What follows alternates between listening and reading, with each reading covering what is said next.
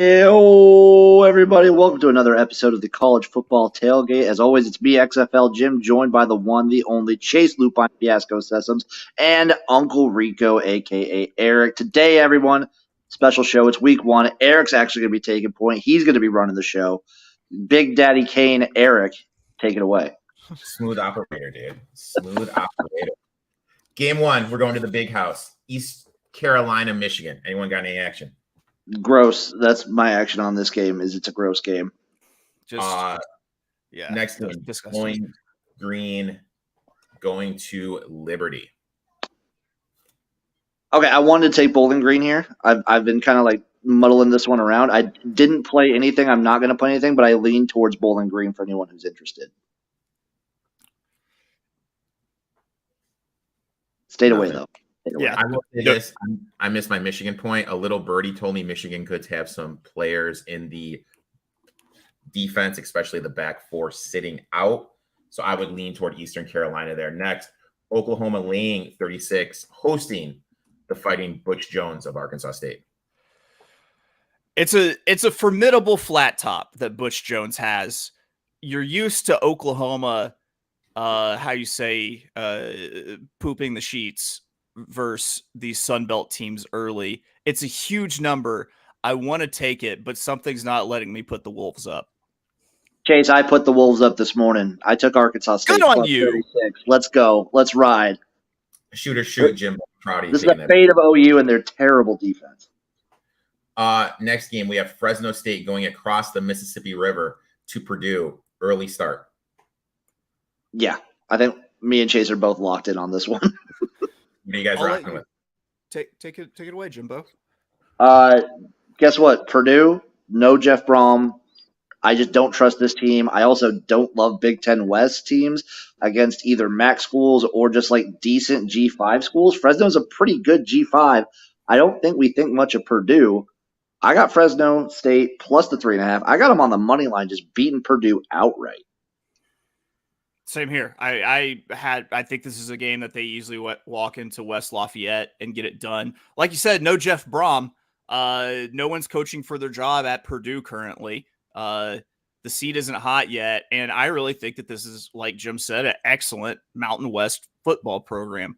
No Jake Haener, no problem. Even though he's hard to replace, it's not like Jake Haener's backup probably hadn't gotten a ton of playing time because Jake Haener was pretty much a crash test dummy for his last 2 years of school. So, yeah, I really like Fresno State in this spot. It's going to be my first play of the day, and I'm pretty pumped about it. Well, my first bet of the day just missed. I bet the lady friend that Chase would say Purdue, don't. So that means dinner's on me today. My first bet of college football Saturday lost because I said Chase would have a Purdue drop. Next, I'm disappointed in myself, quite frankly. It's week one for us too. Yeah, that was my false start penalty for the year. We're going to BC. BC laying 8 against NIU. Yeah, I got to play in this one too. Chase, you do too? I do.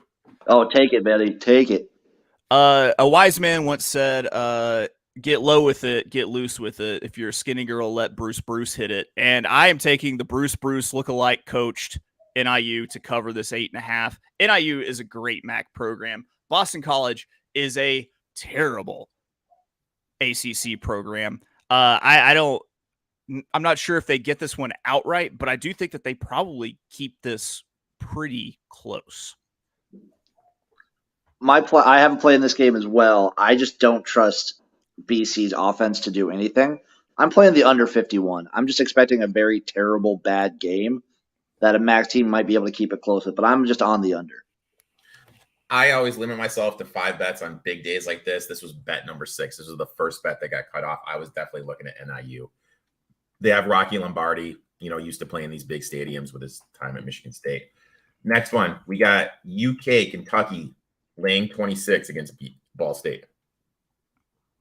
Just the cowards wouldn't give me the money line for Ball State here. Just absolute cowardice by the sports books. Bet Online has it at plus 1850. And that's just the disrespect to Ball State. Because I can't get the money line is the reason I'm not playing it, is the story that I'm telling everyone. It's a good story, Chase. Thank you. I know I missed the SEC preview. I think Kentucky's kind of interesting because they have their OC coming back. They finally got Will Levis. I think Kentucky is like a dangerous team come SEC time. But first game, they do switch OCs, even though they're used to the system. Is a stay away from me. Eric, I said the same thing in the SEC preview, and Chase was like not having it. Yeah, 0-12. The only danger is that they accidentally suffocate themselves in a Dorito bag. Next game, we're going corn. Oh, sorry, we're going to Iowa. My bad. Iowa. Corn. 23.5. Definitely some concerns at the quarterback position. We really don't know who's going to be taking the snaps with some injuries, but it's important to note that the OC has incentives for them scoring points. This is a big number. What say you guys? I have a play in this game. It's a defensive play. I'm taking Utah State's team total under 9.5. I just feel like Iowa is going to be able to just pound them. And if they do play a better offense, they're going to want to run it more.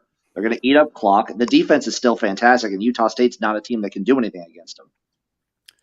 My alter ego, the unders taker, is ready to hop up out of his grave and just tombstone the fun right out of this game.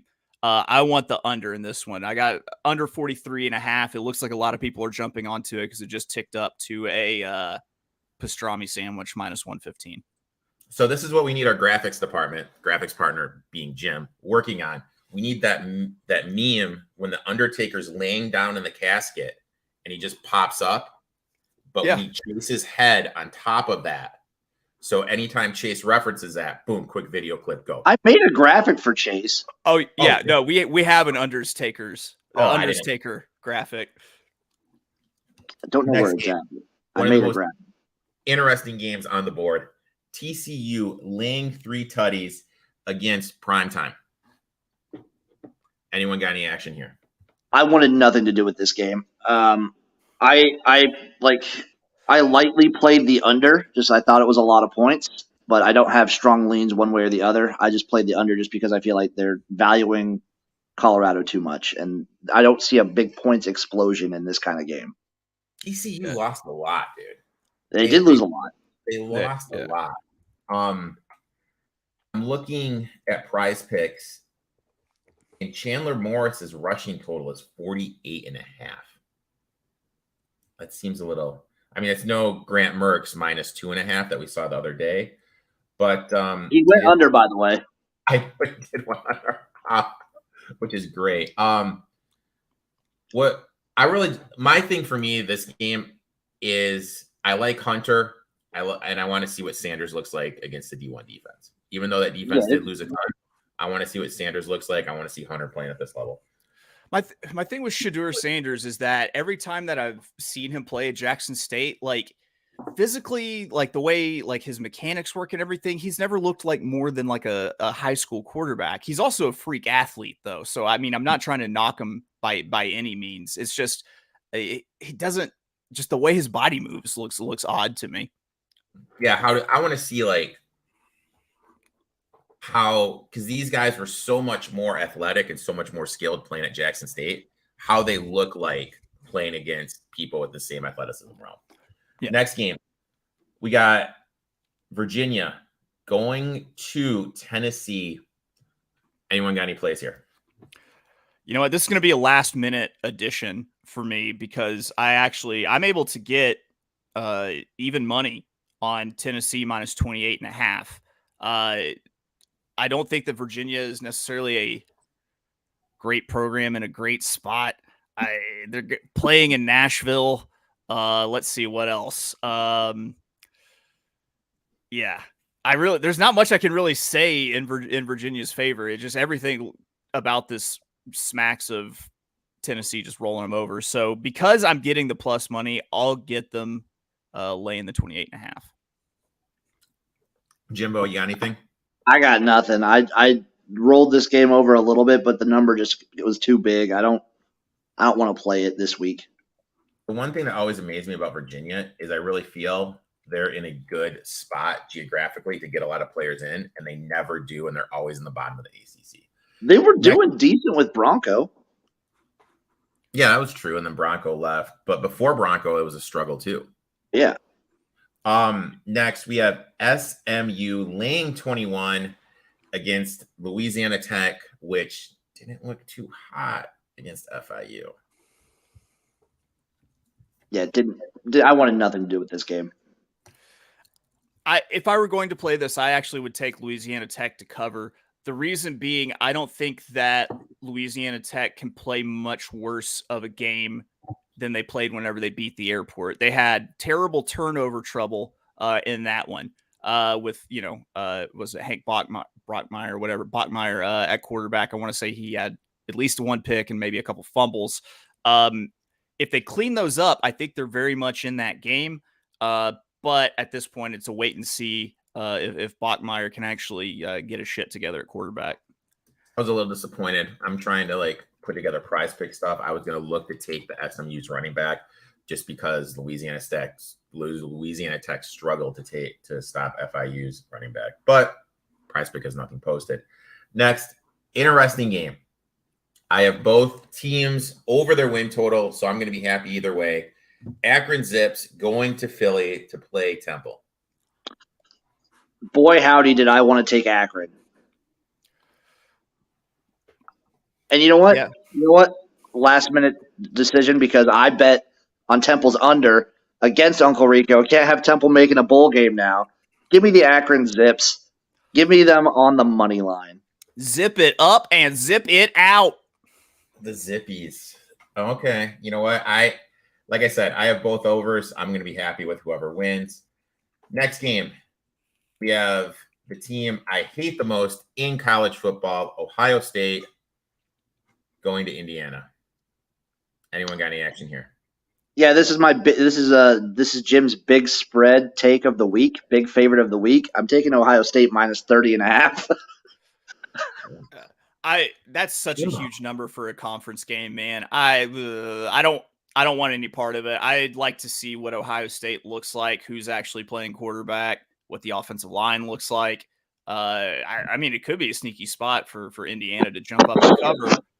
Oh my God, did Jim have a stroke? Oh my God. Yes, I had a stroke taking this big of a spread. Chase, it's my MO. I got to take one big spread like every week, it feels like.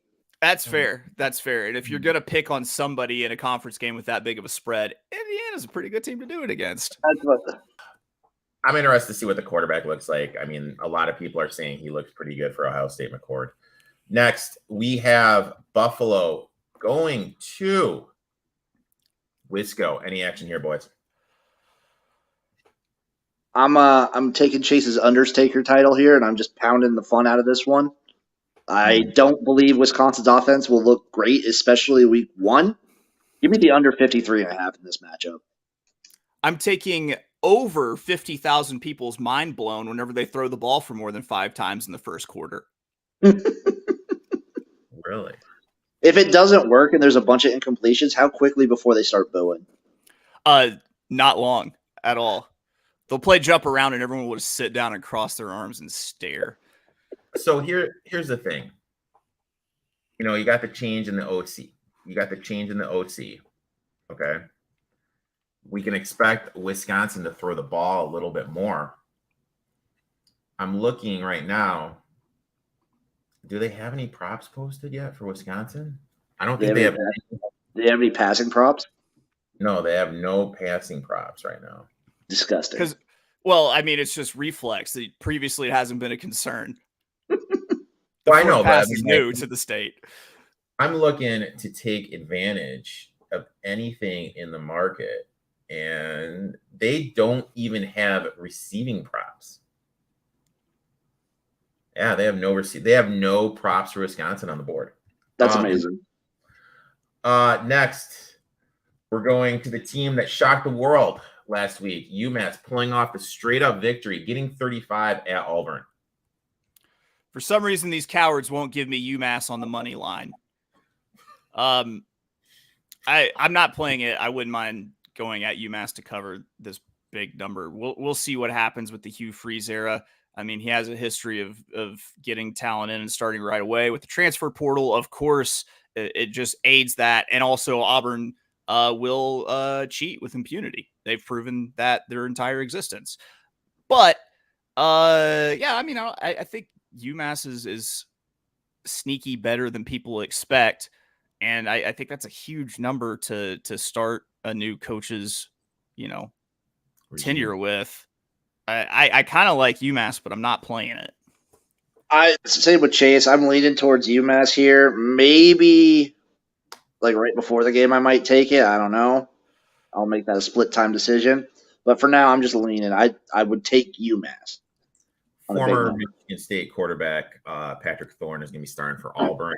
It's going to be interesting to me how much better does he look now since he's actually receiving coaching from Hugh Freeze than the Michigan State coaching staff. Next, we have the Hilltoppers hosting South Florida. I got nothing. Nah.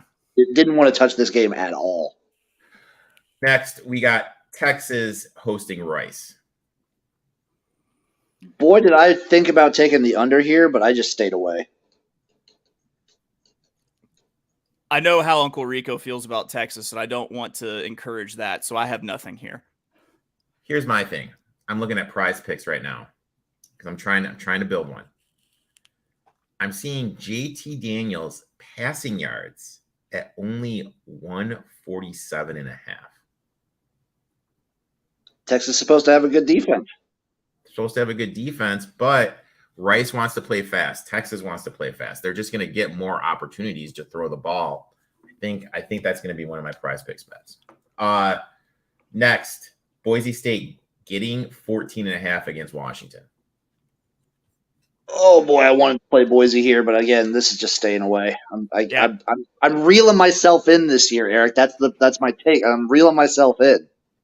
It feels like a traditional spot for Boise State to step up and shock the world, and then for someone to punch someone from Boise State and knock the consciousness out of them. But I really think this is going to be a great Washington team, and I honestly think they probably feel a little bit disrespected by 14.5.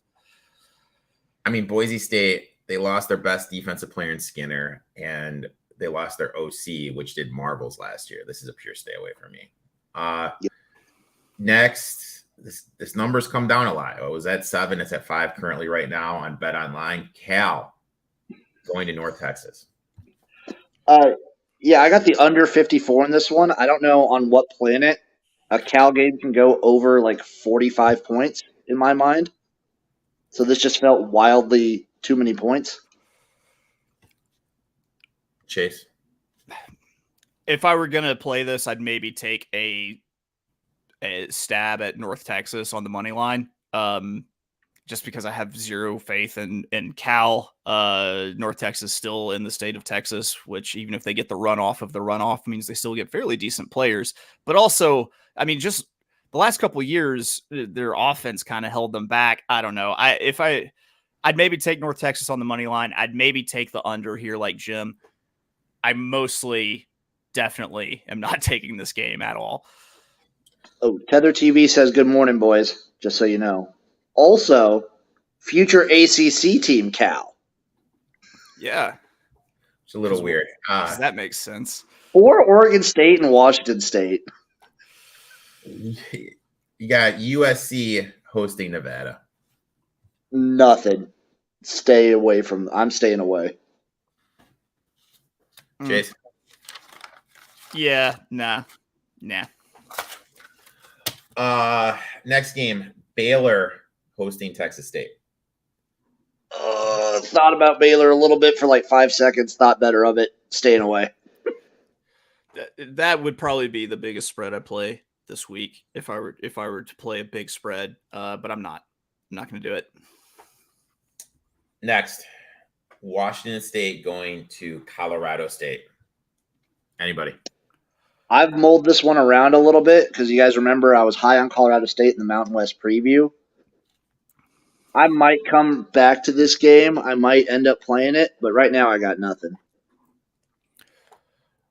I know I will just say I know it's a trendy upset pick for Colorado State to beat Washington State here, but yeah, I don't want any part.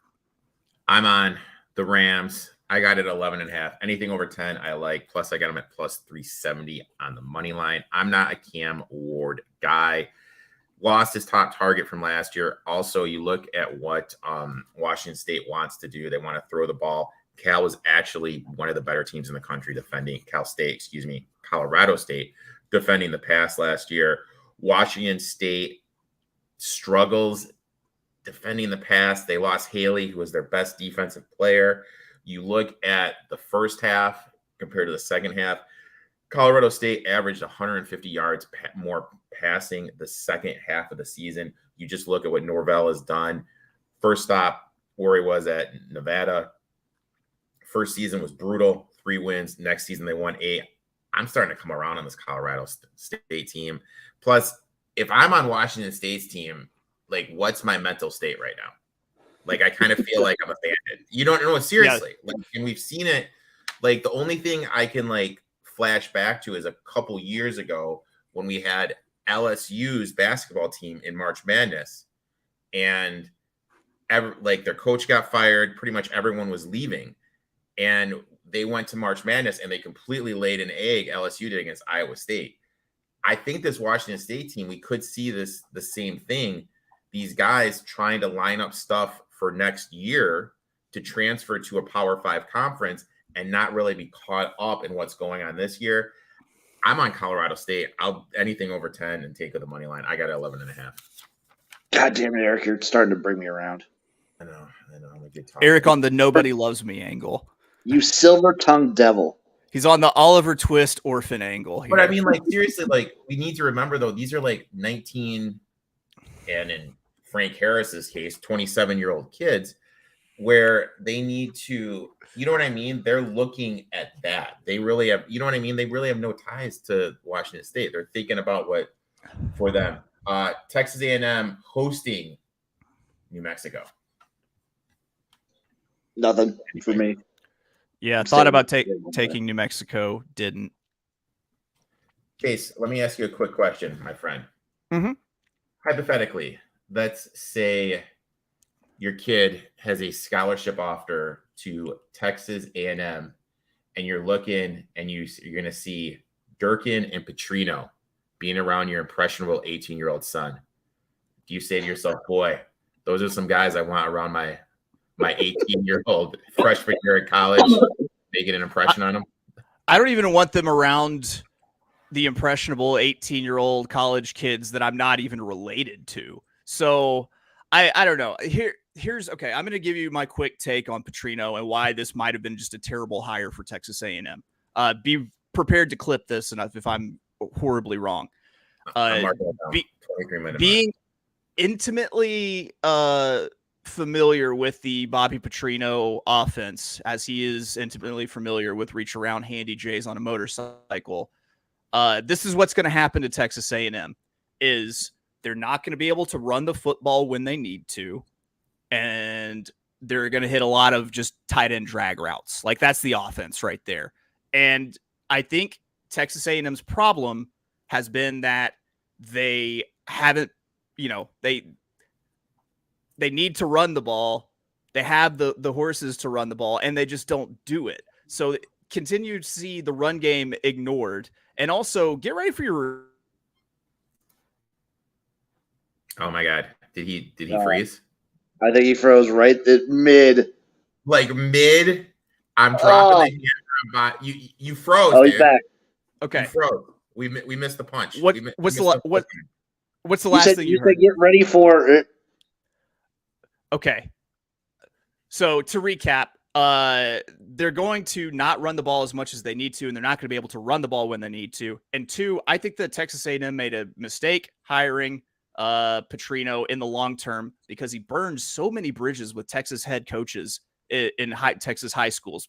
That's why he put such an emphasis on recruiting Florida, is that high school coaches in Texas hate him. He's been like banned from some high schools because they just don't like him and how he treats his players. So I could be wrong, but that's my take. Also, Durkin killed a kid. True. Also true. I guess I really buried the lead there. I think that a change needed to be made. I think they picked the wrong guy. I think they needed to get someone else calling the plays besides Jimbo, but I don't like the hire. Next, intriguing game here. We got UTSA going to H-Town, going to Houston. Jim Chase, any action in this barn burner? I love the Meeps. I love UTSA. I am just going to sit back and enjoy this game with no action on it. Personally, I didn't want. Yeah, I'm not touching it. I'm taking UTSA. I got them locked in at -1.5 at -110, which I'm glad because that's actually ticked up to 2.5 now for UTSA. So I like it at the price I got it. I still think that they're within a field goal, or sorry, that they beat Houston by more than a field goal here. I think it's might be tough sledding for Dana. I could be wrong. They will be playing with the Houston Oilers throwback look at Houston. That's the main reason why I didn't want to touch this game.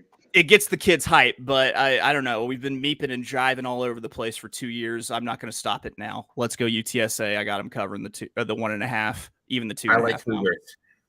I like Cougars, and I took Houston here plus the 2. For how great Harris is, looking at his stats last year, he had 22 turnovers, 9 INTs, and a whopping 13 fumbles. Lost Franklin, which I think is going to be a blow to the passing game. Houston brought in Donovan Smith from Texas Tech, who I really liked.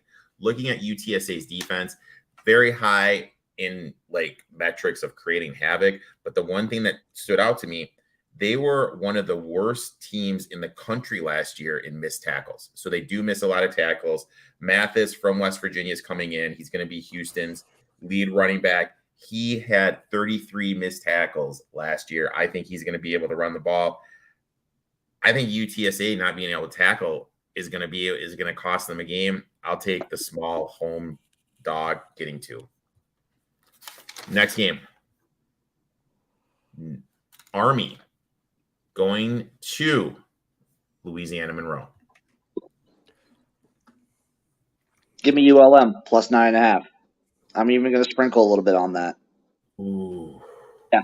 Yeah. Fading the service academies. I'm just standing by that. I'm just going to fade the service academy starting out.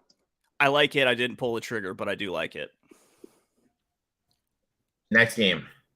We have North Carolina going to South Carolina.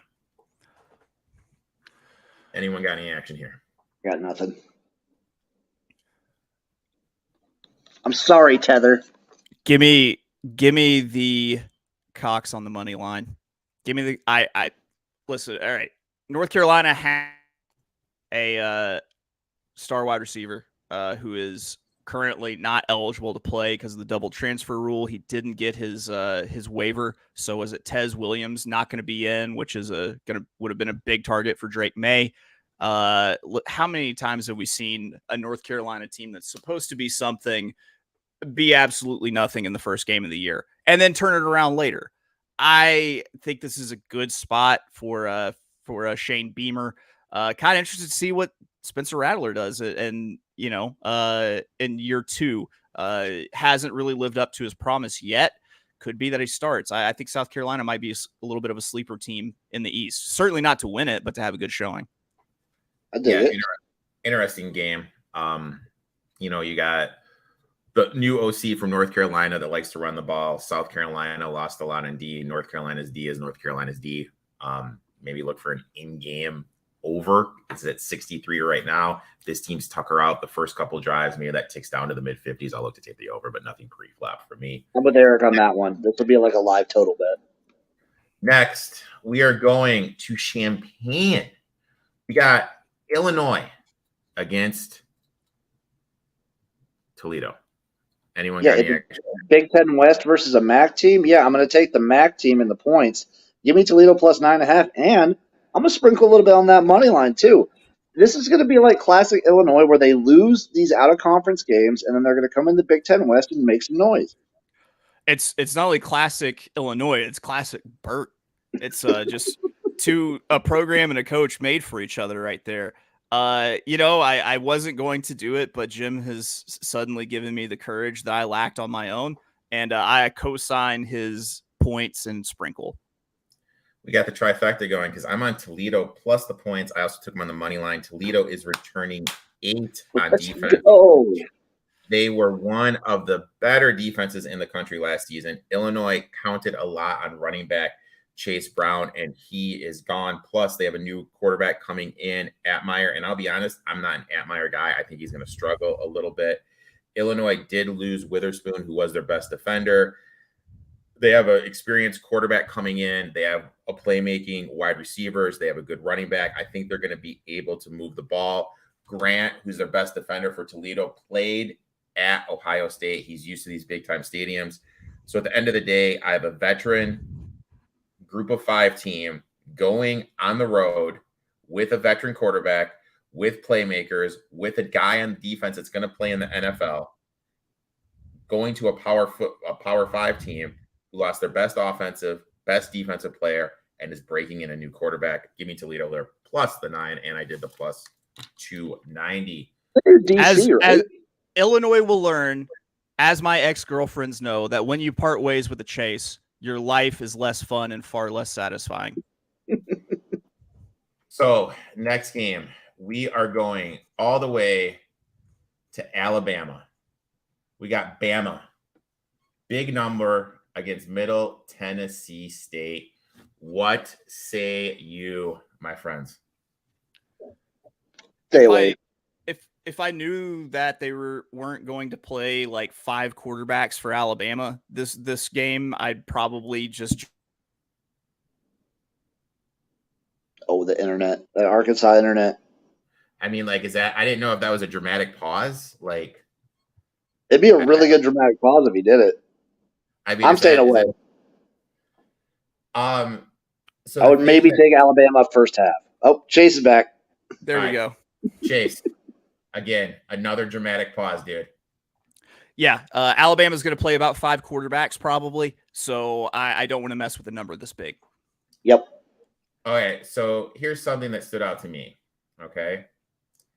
At Alabama, week 1, anyone want to guess what old Nick Saban is, ATS?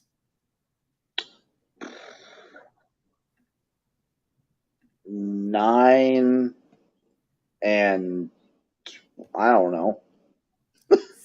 13-2. 13-2 ATS. I'm looking at it right now. When the number is over, what do you want to say? Over 4 tutties? Yeah, over 28. We'll say over 28. He is over 28. When the number is over 28, he is 4-1 in week 1. I mean, Jesus Christ, dude. If you give Nick Saban more than a week to prepare for a football game, you're going to have a bad time. Next one, and we skipped over this, and this is my bad. We got to go to Wyoming. Wyoming. Damn right we do. Texas Tech. Anyone have any action here? Yeah, Wyoming plus 14. Sprinkle on that money line. You don't just come to the mountains of Wyoming and get a dub. Yeah. Pokes, the disrespected Pokes, man. I like that play. I like the plus 13.5. I got this yesterday. I took it at plus 14.5, and I sprinkled on the money line plus 460. Jim talked about the mountains. I really think people fail to realize the elevation there is over 7,000. It's the highest stadium in college football. With how big Wyoming's line is, I really think the defensive line of Texas Tech is going to wear down. I think losing Wilson is going to hurt their ability to get to Presley. And we need to remember Presley is this best quarterback that Wyoming has had since Josh Allen. You look at Craig Bull, home dog, 61% ATS, home dog of 7 or more, 67% ATS. Wyoming, 10 starters back on defense, one of the better units in the country. I think it's going to be better this year. I know Texas Tech has some weapons, but with the running clock and Wyoming leaning on the running game, leaning on transfer Farrell, one of the better transfer running backs, I think they're going to be able to milk the clock. I think they're going to be able to keep this within 2 touchdowns. I think they're going to have a chance to win at the end. Plus 14.5 and plus 460 for me. Quick question from Tether TV. Good opportunity to educate here. What's ATS mean, Uncle Rico? against the spread. Against the spread. Next game. And I lost it. God damn it. I felt like I was doing such a good job going to game. Doing a great job. And you had to get a lecture together there. You had to take a moment to be a teacher. I had a premature click on the mouse. I lost my spot. All right, next. Penn State going to West Virginia or playing West Virginia. This is my worry point, and I want to hear you guys on this. With the way the clock is, the running the clock, West Virginia, I think they're just going to lean on the run. With such big of a number and the running clock, if this gets over 21, I think West Virginia is the side, but at this 21 and a half dead number-ish, I think it's a stay away. Yeah, I'm staying away as well. Tether's asking why ATS stat is important. Because, Tether, we be betting these games, and we be betting them against the spread. So you want a team to lose by less than 7 points if the spread's 7. Yeah, you can have teams who are good wins versus losses, but they might not be good covering spreads and vice versa. And spreads are typically where you're going to get your better odds unless you're playing just huge long shots straight up to win. Look at us educating. Mm-hmm. Mm-hmm. Chase, where's your head on this Penn State game, my friend? I think Penn State covers easily, quite honestly. I would give pause if this were on the mountain in West Virginia. But I think that, one, this defense is salty. I don't think that they'll have trouble scoring points. And I think that West Virginia will have a ton of trouble scoring points. So I think it's an easy – I would take them all the way up to 23.5, quite honestly. Next game. Another interesting game. Vatech laying a big number, 15.5 against the team ODU, which is missing a lot. Gross. Just no, thank you. Don't want anything to do with this game. Don't love Vatech. Hate ODU. Just get me away. I'm looking for a prop on how many coaches get caught in an elevator during the game, and I can't find it. Give us those lines, you cowards. Next game. Now, this is my game of the day. Tulane hosting South Alabama. I have a play in it. You guys got any action in this bad boy? Yeah, I'm on South Alabama. The cheese stands alone, baby. Chase had some information that I was not privy to when I took South Alabama, but I stand by my picks. I'm on South Alabama. Chase, what say you? Give me Tulane. I got Tulane minus 6.5 here. I'm getting it at minus 105. Love that price. Here's where South Alabama messed up. They added a sticker to their helmets that says the home of Mardi Gras. You're about to get fucked up in New Orleans for speaking like that. You might not make it back to the airport. We love both of these teams. They're both kind of our darlings. And like I tell my children on a daily basis, fight for my affection. I took South Alabama here. I took them at plus the 7. I also took them at the money line at plus 210. One of the most experienced team in the country. They are returning 9 on offense, 9 on defense. This offense, 32 in the nation last year, passing 63 running. Going to play Tulane. Tulane is missing their best 2 linebackers. And these just aren't linebackers that went on to a normal 9-to-5 job. These are linebackers that are playing football and getting paid to play. I think that's going to be a big miss on the Tulane defense. Now, flip side, let's look at the Tulane offense. Only 5 back, but the only one we really need to pay attention to is Spears. Spears was all world last year. Return game, rushing game, receiving game. Tulane, we all had Tulane to win the American last year, and they won us money. But that was last year, and they won it because of Spears. They beat USC because of Spears. He is gone now. I think people, I look at it like this. I think that's going to be a big blow for them. I think that's a big guy to replace. This is the same South Alabama team that should have beat UCLA last year, lost to him 32-31. You have a group of 5 team, experience, has everyone back. Going to a Tulane team, which lost their best defender and best offensive player, I'll take South Alabama to stay within the number, and I'll do a sprinkle on the money line. Quick question here from Tether TV once again. So why is it a team would be good wins and losses and not good ATS? The odds makers have a hard time determining how many points they will win, but consistently? They want to set a line where there's going to be equal action. So like when money starts coming in, you're going to see a line tilt, and that's what you want to start taking advantage of it. Basically what I do is I kind of set, like, come Sunday night, tonight, tomorrow morning, I'll kind of set my lines, and then I'll look at the openers, then kind of start dwindling it down. I feel week 2 is the best line because you can get these overreactions. To me, it's like the stock market: buy low, sell high. That's how I bet. Yeah, I mean, you'll also, a team that maybe has a bunch of wins in the column might also have what they call a horseshoe up their ass, and they might just be able to kind of lucking out these wins, and not necessarily covering spreads. You also see teams that last year. Yeah, or teams that just kind of play with their food. Like they don't really get the job done, but they still manage to choke down a little bit of a meal. Next game, we have Sam Houston State playing BYU. No, thank you. Stay away. I think BYU is a tough team, but I want to see something from the first. We have UCLA, Coastal Carolina. I know Coastal Carolina has Jim's favorite coach. Yeah, love friggin' Tim Beck. I thought about taking UCLA here, but I thought better of it. Staying away. That's too many points. Yeah, no touchy for me. I think that that's it for the slate, according to good old Bet Online. I don't think there's any games I missed. I don't think so. Doesn't Arkansas play today?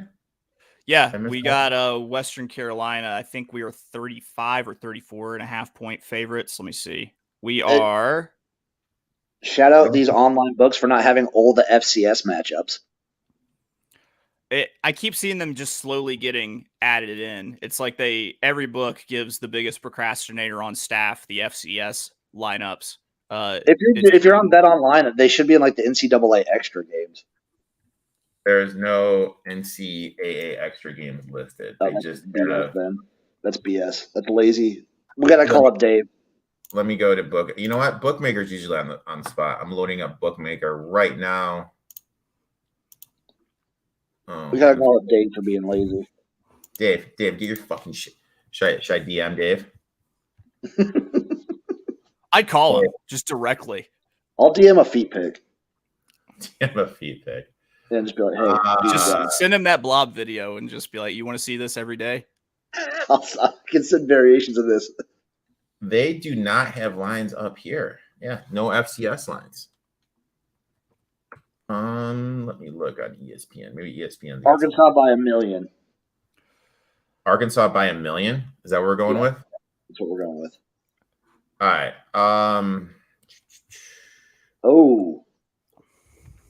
Tether, I think you guys make the championship game this year, but you have a super easy schedule, and I don't think you're going to be that great of a team. That's my thought. Yeah. I agree with that assessment.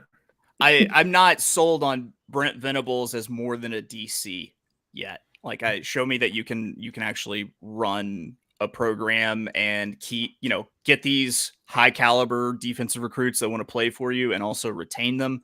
I don't know. I think there's going to be a lot of scoring in Norman this year. But like Jim said, easy schedule. There's a good chance you still end up in the Big 12 championship game. I also didn't like how bad their offensive line looked last year. I hope that improves. All right, so here we go. We got first one. We got Arkansas, Western Carolina. Chase, these are your boys. You got anything here? Prize Picks has, tell me your opinion on this. For rushing props, I'm looking at it. I'm seeing Jefferson, 40.5. Rocket, 105?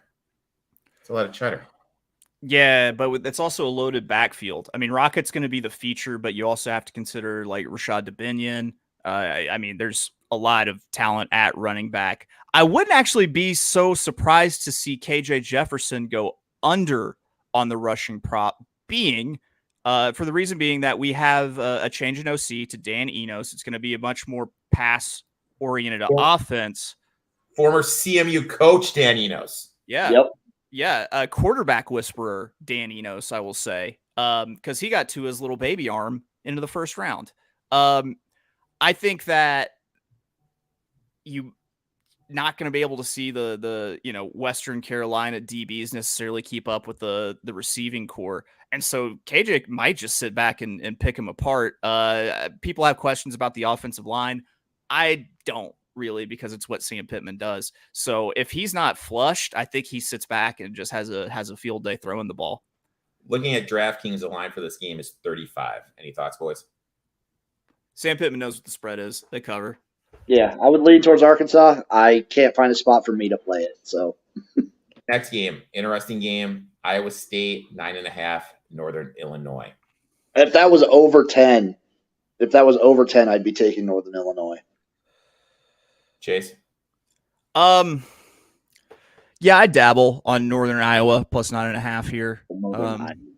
Yeah, I'd try it, but I mean, they have a lot of suspensions for Iowa State because of the whole gambling thing. I was wondering if they would even offer this because of the gambling suspensions. Maybe I'm seeing anywhere from 9.5 to what do we talk about? 13. Ole Miss Mercer 31.5. Yeah, that sounds like a Ole Miss cover. Yeah, that's a big Lane Kiffin cover right there. Tennessee State getting 47.5 at Notre Dame. I mean, probably Notre Dame, maybe, but no. Yeah. Bryant getting 16 at UNLV. Gross. Give me I'd take UNLV. I'll take UNLV. I was going to say I lean towards UNLV, but no. I like Barry Odom. I'm a Barry Odom fan. Tailgate getting 37 at Syracuse. Who's 37 at Syracuse? Colgate. Yeah, give me the toothpaste. I'll take Colgate there. Yeah, give me that refreshing minty flavor. I'm a little disappointed because the one game I was looking for was I wanted to see what ETSU is going to be getting at Jacksonville State. There's no line on that, so I'm a little disappointed with that. How long until these books start offering FCS versus FCS matchups? I mean, DK is the only one, and I hate DK where I found these lines.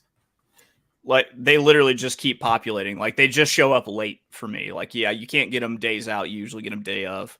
Usually a day of, but what about, like, the FCS versus FCS games? Well, like, right now, day of, East Tennessee State and Jacksonville State. Never mind. Jacksonville State's FBS now. Never mind. Yeah. Never mind. I wonder if BetStamp. Let me pull up our friends at BetStamp. Like, I want the South Dakota State, South Dakota game or anything like that. I want those matchups. East Washington, Montana. All right. I'm looking at right now. Jacksonville State, 14.5 against ETSU. That's a lot of points. That's a lot of points. That's a lot of points. And there's a historical trend. People that didn't play week one have the advantage because they have film on what you like to do. I don't know. That one's juicy, but I already got my 5 locked in, boys. Yeah, I got no more individual plays. That's it, dude. That's it. Out.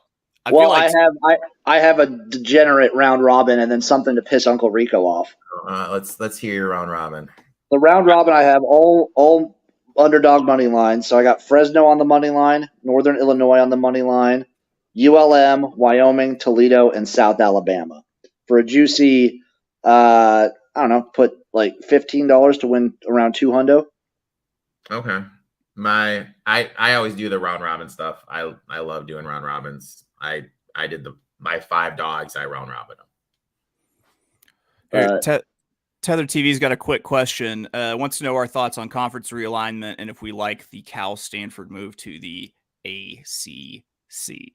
Hey, conference realignment. I guess good for Cal and Stanford that they're in the ACC. I don't know why the ACC and SMU. Don't forget SMU. I mean, I hate conference realignment in general. So yeah, for one, rename the conference. That not applicable anymore. You can keep it the ACC, but call it the All Coast Conference. There you go. And two, conference realignment undermines one of the best things about college football, which is the regionality and regional rivals. You mean to tell me that Cal's going to get up to fly across the country to play fucking Boston College? Nope. And for this, I mean, let's look past football, like for the Olympic sports and stuff. That's got to suck. It's got to be terrible.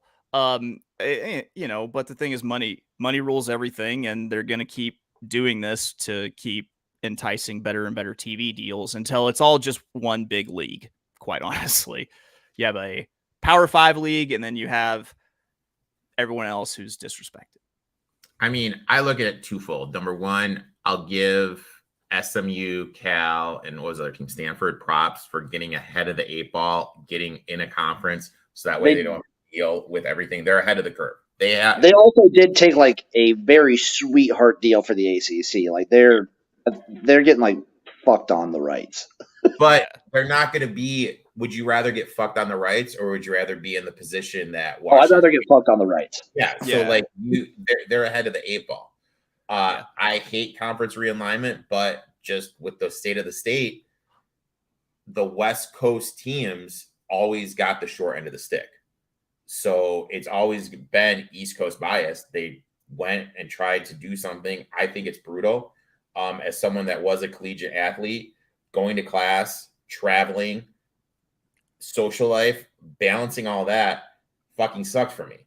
And now you're doing these things where these kids are basically if I'm on a West Coast team and I have to go East Coast, how are they going to do this? Because you can't go back and forth if you play on any other sport besides football or basketball. So what does this mean? Does this mean Cal is just going to come out for 2 weeks and do online schooling while these kids just go up and down the coast?